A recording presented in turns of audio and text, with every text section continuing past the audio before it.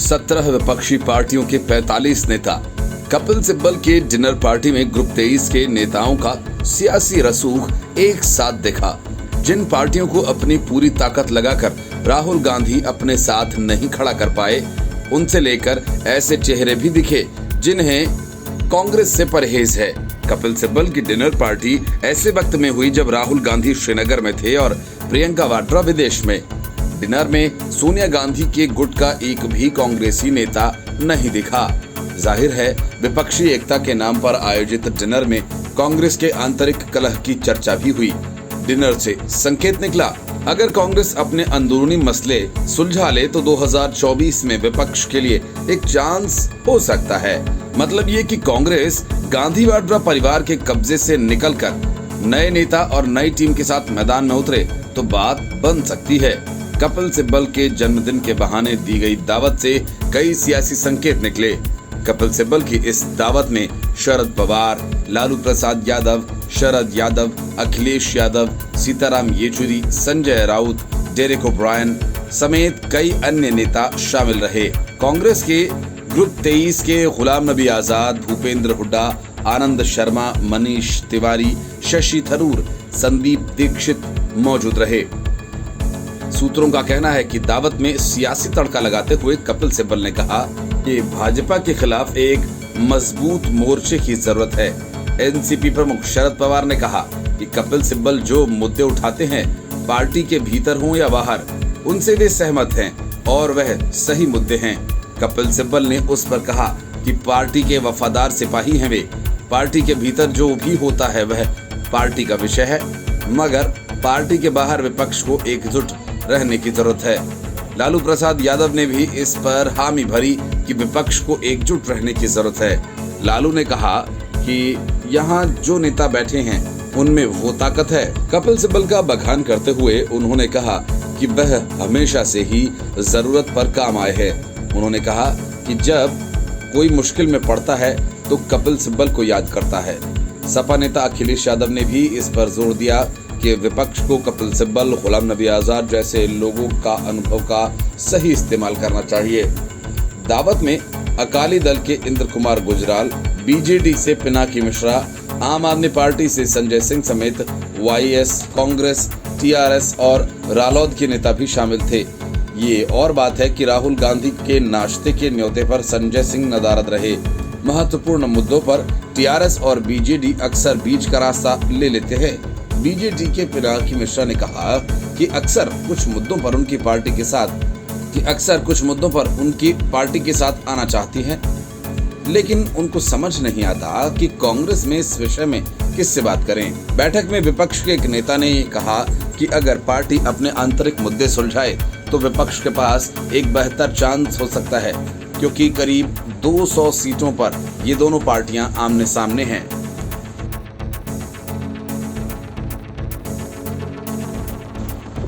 The report, News of India.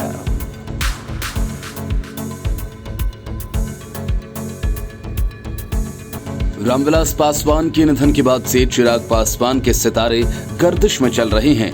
विधानसभा चुनाव में party की ऐसी तैसी कराने के बाद एलजेपी को उनके चाचा पशुपतिनाथ पारस छीन कर ले गए। बचा कुचा रामविलास पासवान का बंगला, तो अब वह बंगला भी सरकार उनसे छीनने वाली है। चिराग पासवान के लिए राजनीतिक सफर मुश्किलों भरा रहा है। खासकर चाचा पशुपति पारस की ओर से पार्टी में टूट फूट को अंजाम देने के बाद से ही अब तक एनडीए के सहयोगी दलों में से किसी नेता ने उन्हें सहारा नहीं दिया। इस बीच चिराग को एक बड़ा झटका केंद्रीय आवास मंत्रालय की ओर से लगा। आदेश के मुताबिक उन्हें नई दिल्ली के 12 जनपद स्थित पिता रामविलास का बंगला खाली करने का नोटिस दिया गया है। मौजूदा समय में चिराग और उनकी मां इस बंगले में रह रहे हैं। सूत्रों का कहना है कि आवास मंत्रालय के डायरेक्टोरेट ऑफ स्टेट्स ने 14 जुलाई को आदेश पास कर रामविलास पासवान के सरकारी बंगले को खाली करने का नोटिस जारी किया था। बताया गया कि घर खाली करने का नोटिस मिलने के साथ ही चिराग ने मंत्रालय से इसे पिता की बरसी तक रखने की अपील की है। हालांकि इस पर केंद्र सरकार की तरफ से अब तक कोई फैसला नहीं हुआ है। चिराग पासवान को पहले ही 2 बार के सांसद के तौर पर एक बंगला अलॉट हुआ, लेकिन इसके बावजूद वे अपना ज्यादातर समय 12 जनपद वाले बंगले में ही बिताते रहे। लुटियंस दिल्ली में रामविलास पासवान के नाम पर अलॉट हुआ ये बंगला इलाके के सबसे बड़े बंगलों में से एक है। इसलिए रामविलास पासवान ने अपने साथ बेटे के लिए भी इसी बंगले में एक दफ्तर बना दिया था। लंबे समय से यही बंगला लोक जनशक्ति पार्टी का दफ्तर भी रहा। सूत्रों का कहना है कि सरकार ने ये बंगला पहले केंद्रीय मंत्री पशुपति पारस के लिए प्रस्तावित किया था। हालांकि उन्होंने इसे लेने से इनकार कर दिया। पारस का कहना था कि वे इस बंगले में रहकर कोई राजनीतिक संदेश नहीं देना चाहते, लेकिन इसके बावजूद पशुपति ने अब तक चिराग से पार्टी को लेकर कोई बात नहीं की है। Report news of India. Pegasus spyware के जरिए कथित जासूसी मामले पर सुप्रीम कोर्ट ने सुनवाई सोमवार तक के लिए टाल दी। सीजेआई ने कहा कि वे सबको मामले में अपना पक्ष रखने का मौका देंगे। सीजेआई ने याचिकाकर्ताओं से कहा कि किसी को सीमा पार नहीं करनी चाहिए और हम मामले में सबको मौका देंगे। अदालत ने याचिकाकर्ताओं को सोशल मीडिया पर समानांतर बहसों से बचने को कहा। अदालत ने याचिकाकर्ताओं से कहा कि उन्हें जो भी कुछ कहना है अदालत के भीतर कहें। सुप्रीम कोर्ट ने कहा, एक बार आप अदालत पहुंच जाते हैं तो वहीं पर बहस कीजिए। सॉलिसिटर जनरल के और वक्त मांगने पर अदालत ने सुनवाई सोमवार तक के लिए टाल दी। सीजेआई ने कहा कि याचिकाकर्ता मीडिया में बयान दे रहे हैं, लेकिन हम चाहते हैं कि सारी बहस कोर्ट में हो। अगर याचिकाकर्ता सोशल मीडिया पर बहस करना चाहते हैं तो ये उन पर है। अगर वो कोर्ट में आए तो उन्हें कोर्ट में बहस करनी चाहिए। उन्हें कोर्ट पर भरोसा रखना चाहिए। जो बात है वो कोर्ट में कहें। एक समानांतर कार्रवाई सोशल मीडिया के जरिए न करें। वकील ML शर्मा ने कहा कि उन्होंने अपनी याचिका पर सुधार कर दोबारा दाखिल की है। वो इस मामले पर बहस करना चाहते थे, लेकिन कोर्ट ने कहा कि आज वो मामले की सुनवाई नहीं कर रहे हैं, सोमवार को करेंगे। तमाम अर्जियों में सुप्रीम कोर्ट से मामले की जांच करवाने की गुहार लगाई गई। पेगासस मामले के चलते संसद ठप है। वहां भी विपक्षी दल संयुक्त संसदीय समिति से जांच कराने की मांग कर रहे हैं।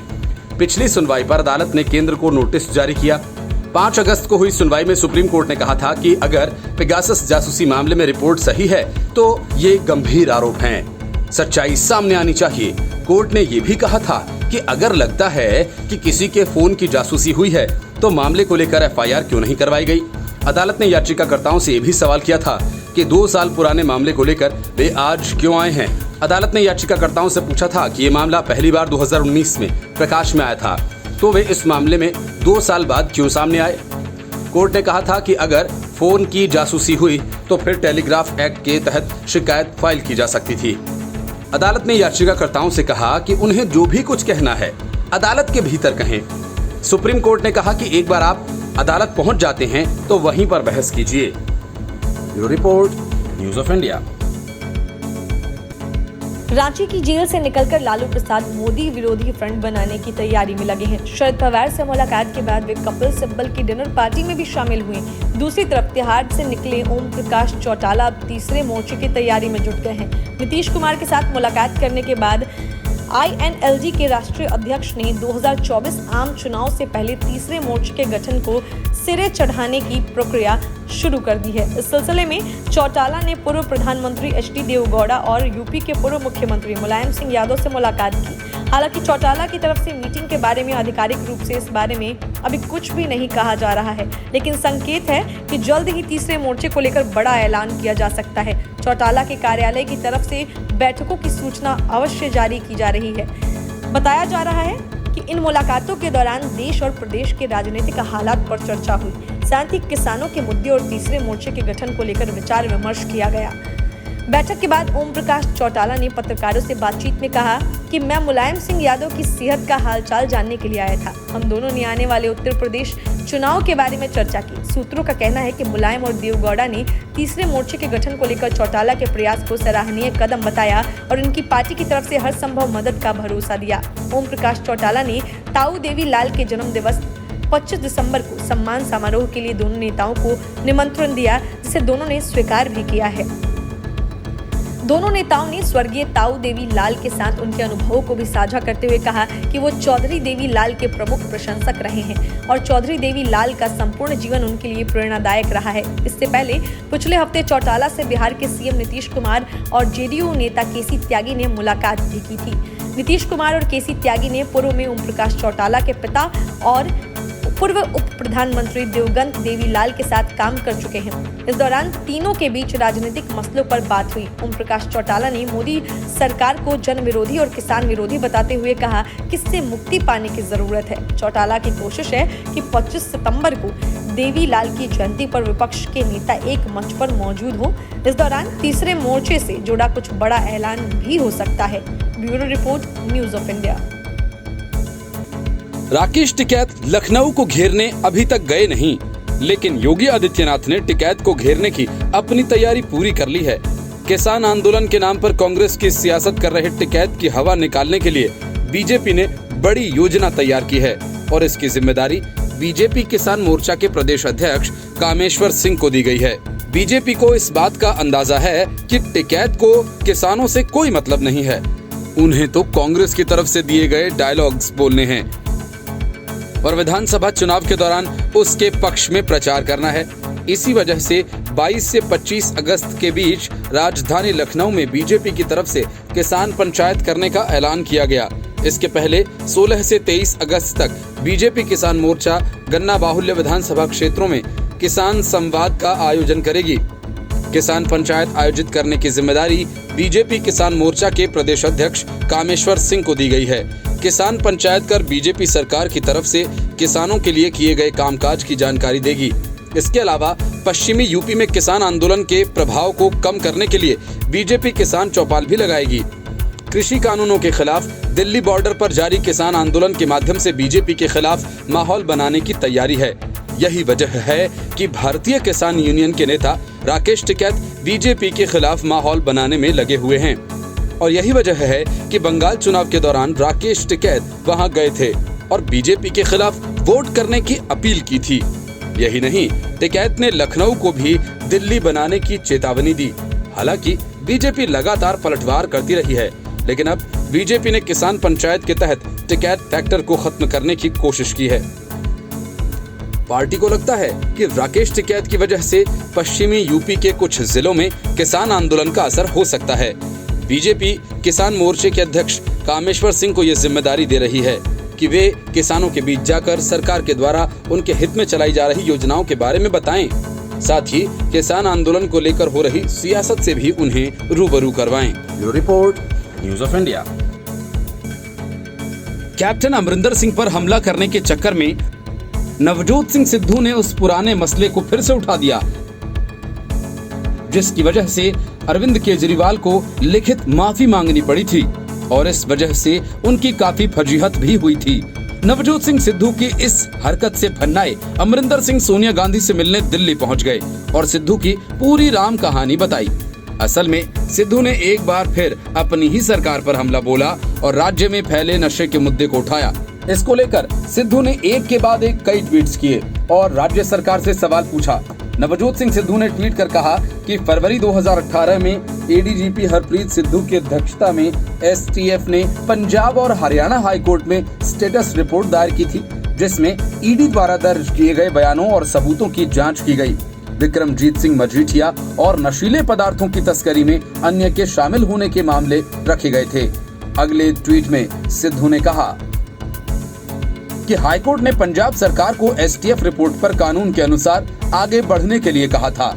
23 मई 2018 को सरकार ने कोर्ट ओपिनियन कम स्टेटस रिपोर्ट के समक्ष दायर किया, जो अभी भी सीलबंद लिफाफे में कैद है। 2.5 साल की देरी के बाद पंजाब के लोगों को और कितना इंतजार करना चाहिए। उन्होंने पूछा कि इस पूरे मामले में पंजाब सरकार और पंजाब पुलिस ने क्या जांच की थी। इस बात को पूरी तरह से जनता के सामने रखा जाए। सरकार ने रिपोर्ट प्रस्तुत करने के बाद 2.5 वर्षों में क्या कार्रवाई की। सरकार को पारदर्शिता रखनी चाहिए और उसे जनता के प्रति जवाबदेह होना ही चाहिए।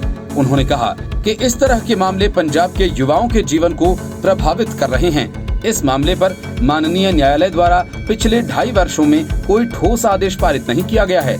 सरकार को चाहिए कि वह मजीठिया के खिलाफ मामले को जल्द से जल्द निष्कर्ष तक पहुंचने के लिए याचिका दायर करे, ताकि दोषियों को सजा दी जा सके। पिछले विधानसभा चुनाव के दौरान पंजाब चुनाव प्रचार के दौरान विक्रम सिंह मजीठिया पर आम आदमी पार्टी के नेताओं अरविंद केजरीवाल, संजय सिंह और आशीष खेतान पब्लिक मीटिंग में और रैलियों के दौरान मजीठिया और उनके परिवार पर ड्रग्स तस्करी करने और पंजाब में नशा बेचने के आरोप लगाए थे।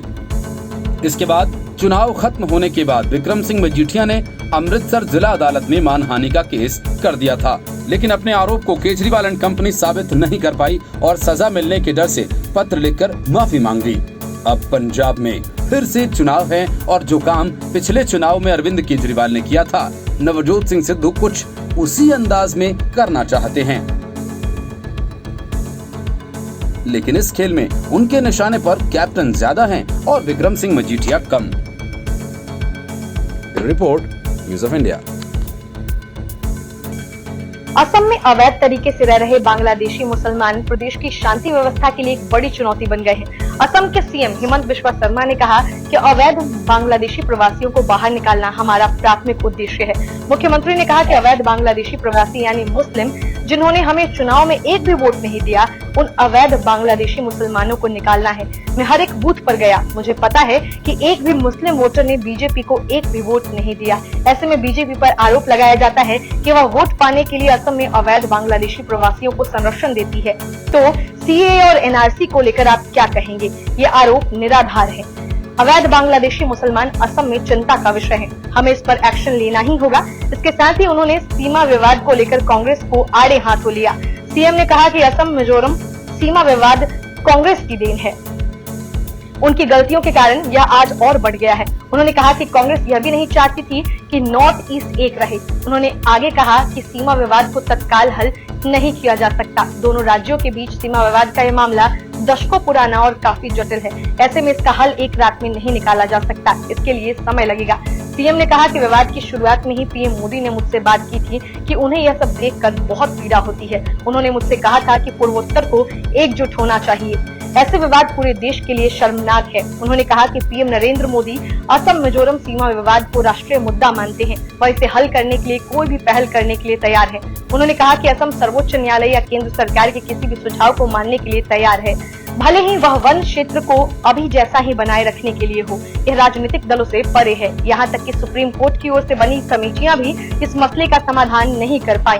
मैं असम मिजोरम सीमा विवाद के संबंध में किसी भी न्यायिक जांच का सामना करने के लिए तैयार हूँ। मिजोरम के साथ हमारे बहुत अच्छे संबंध हैं। सीएम ने कहा कि औपनिवेशिक शासन ने असम मिजोरम सीमा विवाद की नींव रखी और आजादी के बाद यह विवाद बढ़ा। उन्होंने कहा गृह मंत्री अमित शाह का असम मिजोरम दौरा इस मसले के समाधान की शुरुआत है। इसके साथ ही सीएम हिमंत बिस्वा शर्मा ने असम में गोहत्या रोकथाम कानून का मुद्दा भी उठाया। उन्होंने कहा कि यह कानून गांधी जी की विचारधारा से प्रेरित है। मैं इन मवेशियों की आबादी की रक्षा करना चाहता हूँ। Bureau report news of India.